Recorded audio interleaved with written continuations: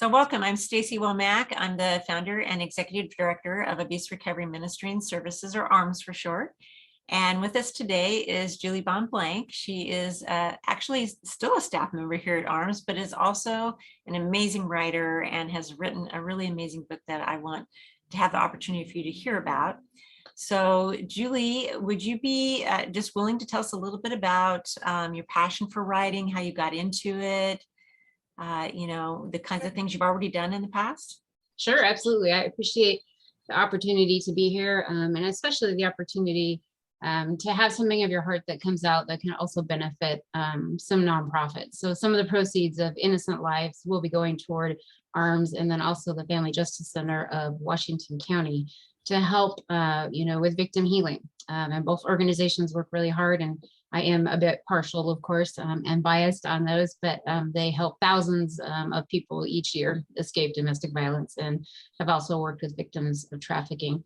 So as far as writing, it's always been a part of me. I've written since I was very, very young. And of course, it's different now. I type a book on a computer. When I was little, it would be a spiral bound, pencil-filled book, and journal after journal after journal. And it's just always been a part of me. So in the years of maturity, realized that it's a gift that God has given me, and I wanted to use it, for His good, and to help other people. And so I have really worked hard over the years at kind of honing in on the craft, and going to writers conferences and learning, and being a sponge. I am a member of both West Coast Christian Writers and Oregon Christian Writers, and I facilitate North Coast Christian Writers, which is a writers group where we offer critiques and things like that. So I'm heavily involved, I guess you could say, in the writing process, but it's just something that comes to me naturally that God's given me. I can't draw, I can draw stick figures. So, I look at my brother, and I look at people, my nieces and nephews, incredible animators and drawers, and I'm just like, amazing, but writing is what God gave to me instead of the drawing gift. So that's where I stand. So even prior to this, you had already had some books published. I have, yes, and it's been about a 15-year gap. So those are both out of print, but I am a published author. God took me through a lot of ups and downs in those 15 years. And there was a point in time where I wasn't really writing. And there's many points in time when I've been writing in my professional life, for businesses and for blogs and press releases and websites and all of that, but not necessarily on a personal level. And God, I also had to heal from domestic abuse. And God brought me around to that point where it was like, it's time to be writing for you again. It's time to get that out there. And it was part of my process to go and step back into it and to put the book of my heart, which Innocent Lives is, out there on the screen and into the big world. So I think as He asks us to heal, sometimes it's one step at a time, and sometimes it's a reversion back and a reminder of what your gifts and your talents are, what you can do, and how it can benefit not just other people, but the kingdom, for the good as well. So, what was the motivation for writing this book? Boy, see, that's a little harder one, because it wasn't always. Human trafficking was, happens in the United States, and people still tend to think of it as an overseas issue. But it's really common in the United States. It's millions of children in the United States each year. And it's been tough in the Christian publishing circles to bring up this issue because it's too much, and nobody wants to think about little kids, being held in cages or abused or whatever, who wants to think about that? And yet it is necessary to raise awareness, or change can't happen, right? I mean, the demand, the customers are there for traffic victims, unfortunately. And as long as that demand is there, there'll be something, to meet. And so really it's through education, that we really need to raise awareness. So I've had readers say, I had no idea it happened in the United States, or this bad, or that this could happen. And the story itself is about two girls, Cienna and Jasmine, who are best friends, and they go camping every year with their family in River Falls, Oregon, which is kind of loosely based around the Bend area. And they're kidnapped, and then they're trafficked. And the story goes into both their different directions, for their trafficking story. and really highlights the angels, that meet them there and get them through, their journey. And so as far as, boy, I'm not answering your question. I kind of went around that one, didn't I? The story was, as soon as I gained an interest in human trafficking and raising awareness, that story came to my head. And these two girls, who were trafficked and had two very different journeys. Right. And in my book, they fortunately are both, rescued and redeemed in the end. There are side characters that do not make it through. In real life, the majority of trafficking victims that are children, we don't see them again. They have a very tough life. They usually, die from the abuse in some way, shape, or form. And it's very sad. So, but I've also had readers say that I present it in enough of an upbeat way. And I do have like side characters like detectives and parents, I go into their view too. So you're not looking at a book that's 100%, oh, they're being hurt. Right. My dad himself even said, I was a little worried about reading it. I'm your father, I'm a Christian father. And what about these sex scenes? And he finished it and he reviewed it and said he felt it was done very modestly and discreetly. And I was able apparently to get the point across without, it's gritty. I'll admit it's gritty, but I was able to get the point across without it being a situation of being dishonoring to God, first of all, but to people and to victims who have been there and to women. So Cienna and Jasmine have lived in my head a long, long time. And I really actually started writing it about, I want to say 5 years ago. And it just was on my mind. And then I joined the, NaNoWriMo Yeah. 1 year. I never November, writing a book in a month. Yes. Right. To write a book in a month. And I'm like, I'm going to finish this book this month, and I had thousands of words left to do, but I joined it and it gave me what I needed to come home from work every night and write on the weekends. And my poor family was like, is it tacos for dinner again? Can we order pizza? Yeah, we're going to have to order pizza because, I didn't get anything defrosted, but that gave me the push I needed to really get through and get it done. So why do you consider this the book of your heart? It's just because these characters have lived in my heart for so long. And I don't know why. I don't know why it's supposed to be out there, but I know that I couldn't stop until it got out there. And it's that, important. So, and of course it touches on the subject of abuse, which is close to my heart, Right. Which I don't think is enough in enough of our books, more and more the publishing world is becoming accepting of inserting some of those things in there, but not enough. And education, really is the key. So it wouldn't leave me alone until I got it through and got it out there. So what did you find as in your writing, when you're writing it, like the crossovers between trafficking and domestic abuse? So there are a lot of crossovers, and I know some people tend to think they're completely separate issues. And in a case of kidnapping, that's often the point. But the majority of people who are trafficked aren't trafficked via kidnapping. They're trafficked through what we call intimate partner relationships, where somebody is your savior and comes on. Maybe it's a handsome guy and he should takes your breath away and he gives you dreams and treats you like a queen. And very quickly, other things come into play. And some of those things are often like drug addiction. They may get to a point of, honey, if you love me, I'm just not earning enough money. This one does happen frequently. I need you to go be a stripper at the club down the street. That's how we're going to pay our bills. There's just no way we can pay our bills unless you do this. You've got the body, you can do this. That's a way of coercion and trafficking, and even prostituting. And so kidnapping and trafficking does happen, but it's not the majority. So in the particular, it intersects because often these women or men who are trafficked have had a history of being in some kind of abuse. They've grown up in abuse. They think it's normal. They go from maybe a relationship with their parents that wasn't healthy right into an intimate partner relationship that also isn't healthy because they don't see the difference or they're comfortable there and that's where they've been. So that's what feels right to them. So it intersects that way. Another way it intersects is, the majority of runaways that are on the streets aren't really there by choice.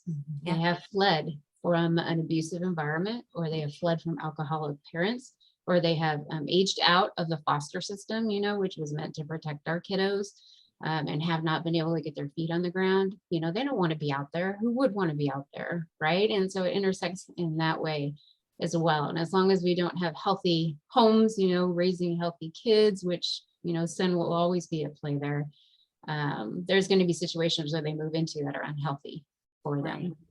So I think about, how the that whole field that we're talking about right now has really moved away from that word prostitution, because it makes it sound like it is like something that they chose this as a career. When, I mean, can you think of any little girl that would ever dream of doing that as a career, and yet it becomes a way of life and they feel like there is no out. And I know that they at even times feel that they're in love with the person who's trafficking them, which plays into that coercion that even in domestic violence relationships, you love that person. And so you're, you get drawn back in, even though you're upset or whatever. There's a lot of that playing back and forth. Yeah, and there's some of that in the book as well, because one of my purpose in developing two characters was also their two different responses. So Cienna, she's rescued by this guy who's kind of nice, because he has saved her from the big bad guy, and he continually reminds her of that. And he's a trafficker as well, takes full advantage of it, but in her heart, she struggles, because she's like, he's saving me from Roger, and he's helping me, and it would be so much worse. She even gets a point too in the book where she decides to take off. She flees. She realizes she's detached, and she goes, and he catches her and he carries her back to the barn. And, the chapter ends with, maybe it was really stupid to run away, because in her head, she is so messed up that Mike is her savior.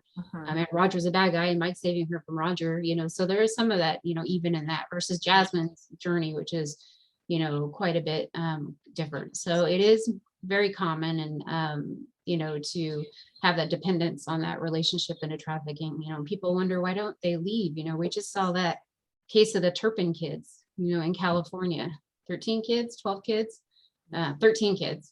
And they were from ages baby to, I think the oldest was 33. And they were chained up, and they were abused, and moved from house to house and kept in the dark and not fed. And plenty of hints came out and nothing happened. And people look at that and they're like, you're 33, you're 17, you're 18. Why didn't you leave? Why didn't you leave? Why didn't you walk out and leave? And finally, one of the kids did sneak out and leave, because it was getting bad enough, and her brother had been chained up for over a month, and got out and got them the help that they needed. But it's not that easy. I was watching the Diane Sawyer special, and there were times that the parents went off on their own and the kids were all by themselves in that house. And the parents literally had control still and put it in the older siblings' hands with cell phones, telling them it's time to lock this one up, it's time to do this. And there's such a fear-based that they had, 13 kids that could have walked out of that house anytime when their parents were gone, and yet couldn't do it. And that's the same it is in abuse and trafficking as well. Very fear-based. So what's the message of hope in this story? I think there's more than one. There's obviously redemption for them at the end, but I think really the presence of the angels in their lives and their parents' lives, and the detective's life is truly what gives hope. You look at something like this as a situation as a human, and you're like, horrendous. How could this even happen? And how could you have hope? And certainly some people don't have hope, but time and time again, we as humans, when we're placed in disastrous circumstances, still find a way to have hope, and still find a way, to see God's presence, in that. And so in particular, these two girls have, their guardian angels that get them through, and it builds to a bigger story. The reader doesn't realize this yet, but there's going to be 3 in this series. And it will become evident in book 3 why they were saved from the trafficking life that happened, in book 1, and that will become a little more evident. But I think certainly God's presence is important in anything that we're going through, even in the worst of circumstances, and that the girls learn this, that they're never alone, and that there's a reason. And I think the second lesson is that God, we get into that mode of, God, how could this happen, right? How could this awful thing, whatever it might be in your life, happen? And, you know, and the fact of the matter is that it's not God letting it happen. It's a result of sin. And it might be someone else's sin. You know, in the case of abuse or trafficking, you have your victims, you have people that are sinning, and God grieves with us in those situations. And he sends us hope in those situations. And so no matter what it is, you know, we can get through, and he's waiting for us on the other side, even if it results in the worst of the worst. You know, if these two girls had lost their lives, they would be with him and have full healing, you know, in glory. So there's great hope in that. No matter what we go through, there is hope. Right. So where can people get your book? Where can they find it? You can get it from pretty much everywhere, which is kind of fun. It's on Amazon and Barnes and Noble. And the ebook is still a bit behind, but I'm working to get that finished up this week. There is a small short story called Penny that's been #1 in its Amazon spots, and it's free. So you can go to Apple Books, Amazon, Barnes and Nobles, all those places to download Penny, and that's no charge for that. And it ended up being a little bit of a prequel to Innocent Lives, so it'll give you a little bit of Cienna and Jasmine's life too, before they were kidnapped. And then it's also on my website as well, if you prefer an autographed copy or you want to buy it that way. There's also that option. And what's your website, so that people Just my name is juliebonnblank.com. Okay. Yeah. Great.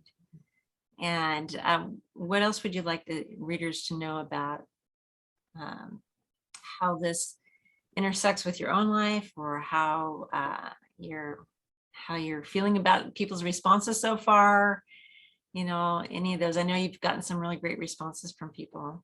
Yeah, that's a hard one because it's emotional. But yes, there's been very, very good responses. You know, not testimonials of people saying, you know, that they felt it was very discreetly handled, modestly handled, and yet so important. I've had people write and say they had no idea that trafficking was so evident here in the United States. They tend to think of it as an overseas problem. I've had people already saying, you know, that they feel called now to do something, you know, to make a difference, which is a wonderful point. So that's, you know, that's really exciting. So, you know, it's God's book. That's what I like to say. It's not mine. So we'll see. But yeah, it is exciting to watch it touch people's lives. And of course, you know, on the other end as a writer, you're going to get the haters too. Sure. This stuff should never be out there, and you should hide it behind a rock, because, you know, that way it won't exist anymore, you know, which is of course never the case. But there are some people that are so traumatized, you know, or still in recovery from their maybe abusive situation that this book may not be right for, and that's okay. That's okay. But there are people that are apparently being impacted by it in a positive way, and hopefully will make a difference in abuse and human trafficking. So that's the goal. And as Julie mentioned, it's a fundraiser for both ARMS, Abuse Recovery Ministry and Services, and for the FJC, can't say the words now, FJC, the Family Justice Center in Washington County. So when you are purchasing the book, you're also helping other women who have, or men who've experienced abuse, find some healing. So that's a pretty awesome thing to know, that not only you're getting some enjoyment, a fun time to read a great story, but at the same time that you're helping others and gaining good information. So that's really great. And so juliebonnblank.com is Julie's webpage where you can order online and get it autographed. I'll be doing that very soon.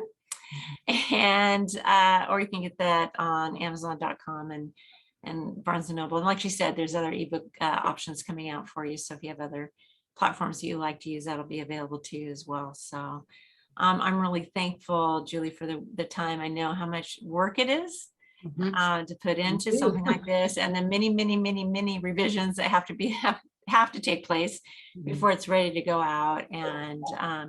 And I know Julie, so I can say this honestly, that she does things with excellence, and you can expect this to be a very great book and a great read. And so I just really encourage you to take a look and give it a try, and then let Julie know and give her great reviews on Amazon. And we just appreciate you, Julie, and all the work that you've done for ARMS and continue to do, and for what you're doing through your writing as well, that gift that God has given you. So thank you. Thanks. Well, God bless everybody, and thank you so much for joining us today.